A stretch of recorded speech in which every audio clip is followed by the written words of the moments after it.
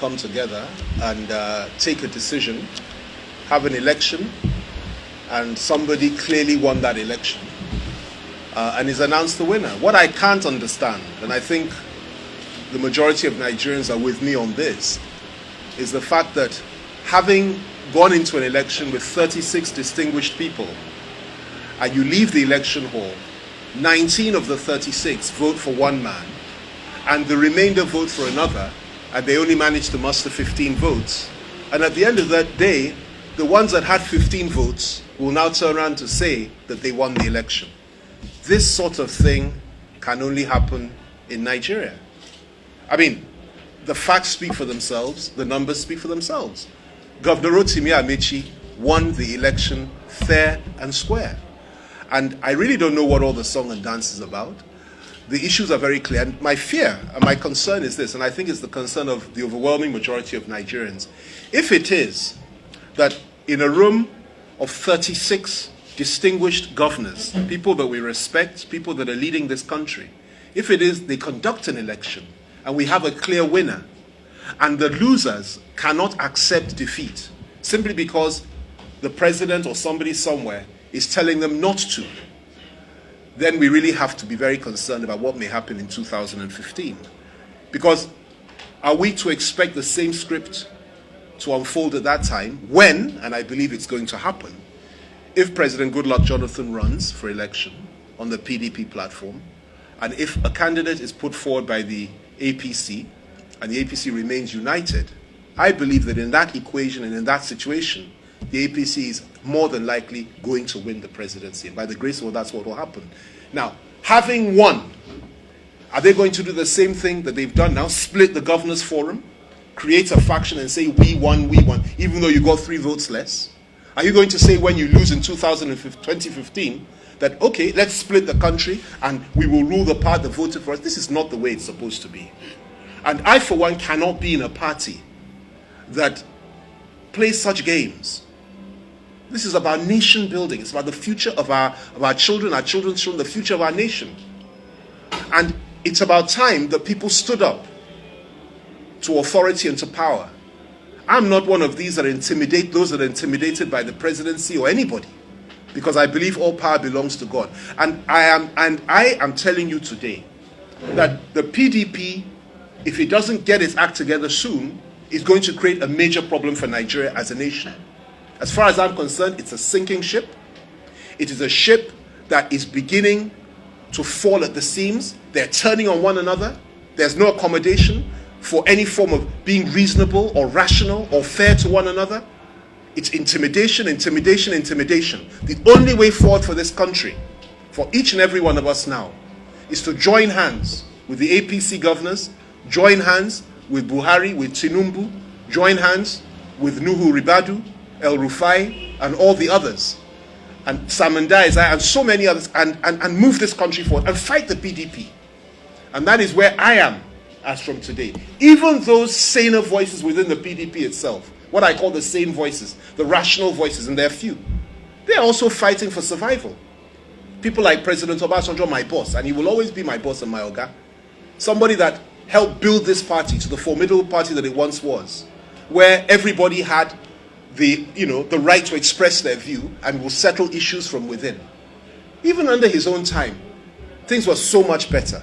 But the PDP of Obasanjo is not the PDP of today. It is a different party entirely. And even the Obasanjos of this world are not having it easy there because they're not even being fair to him. So what are you talking about?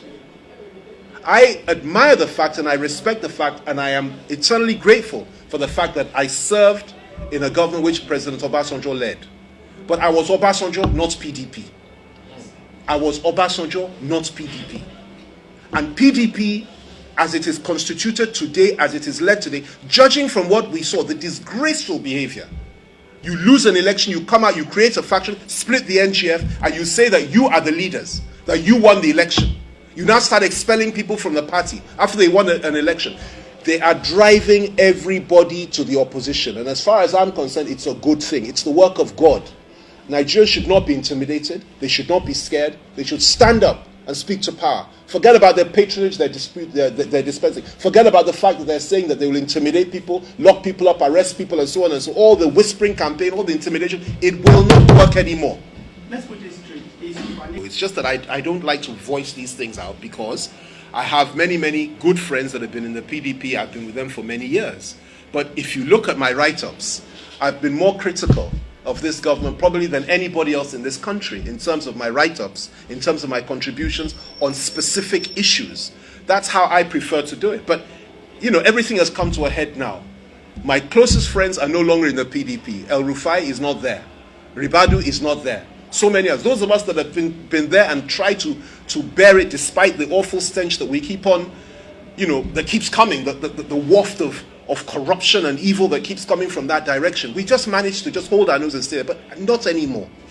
Every right-thinking person, after what we saw, what we witnessed, the charade we witnessed, you know, yesterday or day before yesterday with this NGF election, where 36 governors went in, voted for one man to become the chairman of the NGF. Everybody voted. There was a clear election, even if it's by one majority. This was a 3 majority. He won the election. And then you now came out and said, no, it wasn't so. That there were some endorsements before that time, and you're sticking by the endorsement is different to election. And we must not send the wrong signal to our children or to our children's children. We must not destroy this democracy. Either you believe in democracy or you do not believe in democracy. No election can be teleguided by the president or by the presidency. No election can be scuttled by the president or the presidency. No matter how much power you have, no matter how much money you have, no matter what organs of the state apparatus you have to destroy and crush people, let them know that there is a God in heaven that rules in the affairs of men, and they should learn to fear God. Amechi won that election fair and square. And what you are doing by persecuting him, as you've persecuted so many others, is to make him into a hero in this country. You're making him into a hero, and there are many Amechis within the ranks of the PDP that are still there, that are yearning to go. It's only a matter of time. So, each person is entitled to vote according to his conscience, and you know, I have no issues about who voted which way. It's a matter of choice. It's a matter of what you want to do, and perhaps he felt more comfortable with Governor Jang. So I do not in any way, you know, criticize Governor Mimiko or anybody else for voting for Jang. As a matter of fact, I have tremendous respect for Jang. I have tremendous respect for Mimiko and so many others that may not have voted for Amechi. There's no question about that. I have nothing against anybody. Most of these governors are personal friends of mine, particularly the PDP ones. We worked together for many years. I have no issues about that. My issue is simple and clear, and I think it's the concern of the overwhelming majority of Nigerians. Even though many are a little bit intimidated, they're too scared to say so, but some of us will say it and say it for them. Our fear is this: an election was fought and won. We had a clear winner. Somebody won by 3 votes, and he was declared winner. Then the losing faction came out to say, actually, even though they lost by 3 votes, they won the election. It doesn't add up. This sort of thing can only happen in Nigeria. And it is absurd, it's a mockery of democracy, and it cannot stand and it will not stand. And what it has done, it has driven many people that were loyalists of the PDP and they were just hanging on just to manage the party. It's driving many people away. It's driven many away, and it's still driving many away. And like I said, as for me, Femi Fani Kayode, I've parted with the PDP long ago, but I'm now saying it publicly. I'm now joining those that my soul has been linked to for many years now. Those that are close to me in body, spirit, and soul. Those that are on the progressive side. That's where I am. That's why. Today we went to a book launching for Bumia Borishade, one of the heroes of Nadeko. A lot of you don't know this because maybe you didn't follow the history. He is a lecturer at the Afebaba, Femi Ojudu and others. These were the heroes of Nadeko. At the center, a president that, or those around him and him himself, that feels that they must have things their way at all times. And I'm saying this is another chapter of tyranny in this country which we are not prepared to accept. No matter what they feel they can do, persecute, intimidate, kill, lock up, jail, whatever, it is only God that rules in the affairs of men. And we will not allow them to do a replay of this nonsense in 2015. When 2015 comes, when they lose, when the PDP loses to an APC candidate, and if they try to jiggle it and wiggle it and say that no, the loser actually won, then we will know that we're all men in this country. Yes, we'll know we're all men in this country. I pray it never happens. We just you should put in a word about what's your impression about this state? Look, as you drive down from Abuja, which we did this morning, and you leave Kogi, and you cross over into Ekiti State, the first thing you notice are the roads. Remarkable roads. I said it earlier today when I made the speech. The roads are smooth, the place is neat, the place is clean. You know, it's a transformation from the past. And I'm saying to you again, you know, this state was run by the PDP before. And I used to come here quite often. One of my closest friends is from here, Ukemesi, Akin Oshutoku. So I used to come here quite often. But what I'm seeing under this governor that we have now, my good friend, Governor Kayode Femi, is remarkable. And this is why we're saying so many people are now beginning to review their thinking about political alignments. There are a lot of realignments going on now. And it's based on the fact that these people are performing. These people are actually doing something.